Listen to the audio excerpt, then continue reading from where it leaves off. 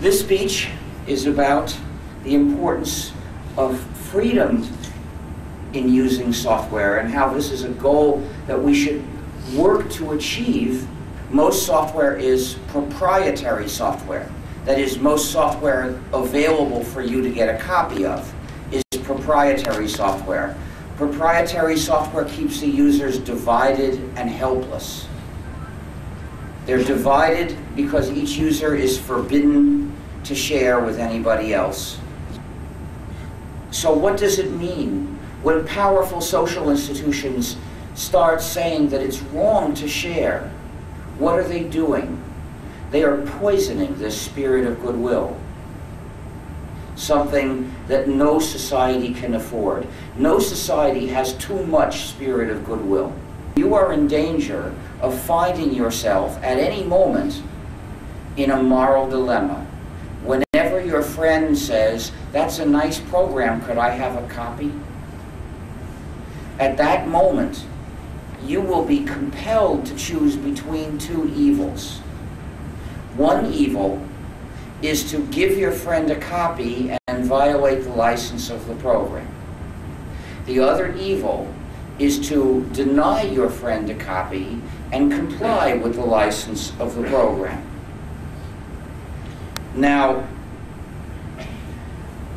once you're in this situation, you ought to choose the lesser of the two evils.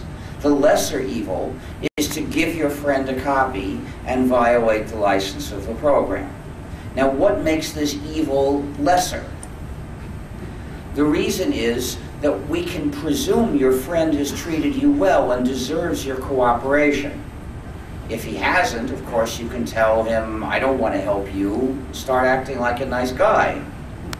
Then I'll help you." So the case that's interesting is the case where this person has cooperated, is a good person, and deserves, in general, your cooperation. Whereas the developer of the program has deliberately tried to divide you from your friends, which is extremely evil.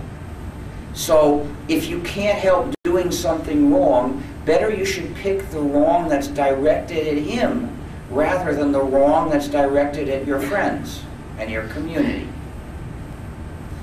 So once you have understood this moral dilemma, once you know that it's waiting at the end of the path, what you should really do is don't go down that path.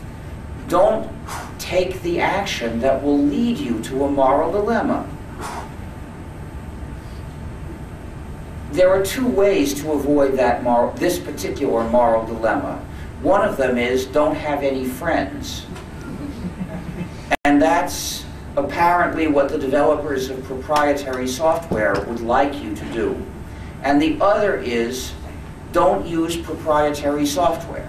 If you don't use software that denies you freedom number two, then you'll never be in this dilemma. And what does it mean when they say that if you share with your neighbor, then you're a pirate? What are they doing? They are trying to equate helping your neighbor with attacking ships. And nothing could be more wrong than that, because attacking ships is very, very bad. But helping your neighbor is admirable.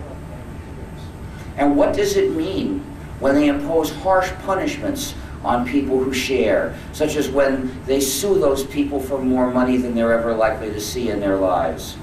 What does it mean? And there are a proposal to put these people in prison for years. How much fear is it going to take before your neighbors are too scared to share with you?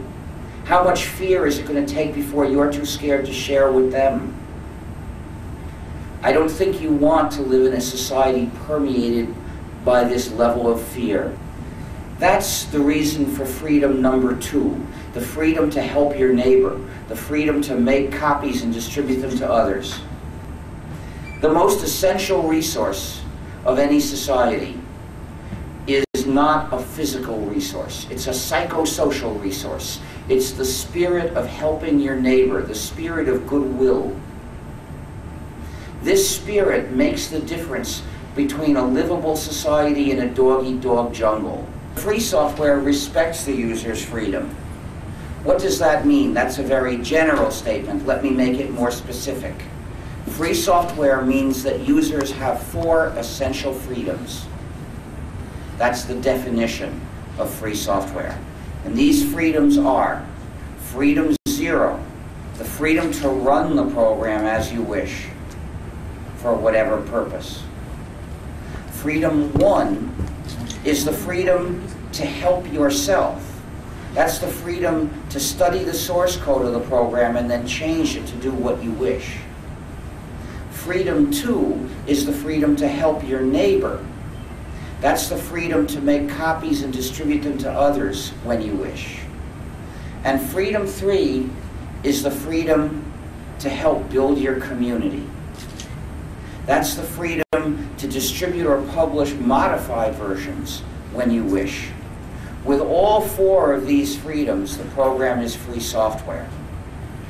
If one of these freedoms is missing, substantially missing, then it is proprietary software.